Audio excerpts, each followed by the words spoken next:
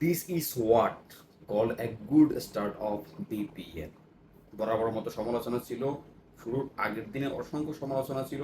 তারপরও সিলেটের যে শুরুটি হলো, সিলেটের ক্রাউড, সিলেটের সমর্থকেরা যেটি দেখালো বিপিএল এর শুরুতেই, এটি বিপিএল এর জন্য একটি ইতিহাস। কারণ বিপিএল সচরাচর ঢাকাতেই হয়ে থাকে এবং ঢাকাতে এমন ক্রাউড, এমন ফুল প্যাক স্টেডিয়াম আমরা এর আগে শুরুতে দেখিনি। তবে এবার দেখেছি, কারণ এবারের শুরুটা সিলেট থেকেই হলো। সিলেটের ক্রাউড সেটি দেখিয়ে দিল।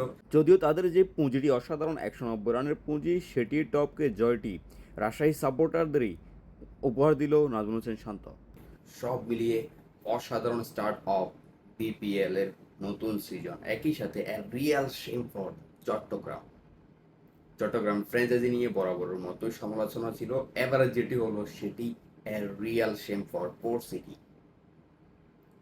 110 কোটি টাকা দিয়ে তারা নাইম শেখকে কিনলো এবং শেষ পর্যন্ত তারা বিপিএল এর আগের দিন জানিয়ে দিল তারা বিপিএল এর খরচ চালাতে পারবে না।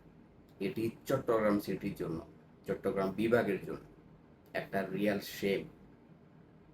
তারপরও যে শুরুটি হলো বিপিএল এর সমর্থকের জন্য, সিলেটের সমর্থকের জন্য, তারা অসাধারণ একটি শুরু দেখালো এবং এভাবে বিপিএলটি এগিয়ে যাক, বিপিএল এর মান আরও উন্নত হোক, বিপিএল নিয়ে বরাবর মতো যে সমালোচনাটি হয়ে থাকে সেটি কমে আসুক।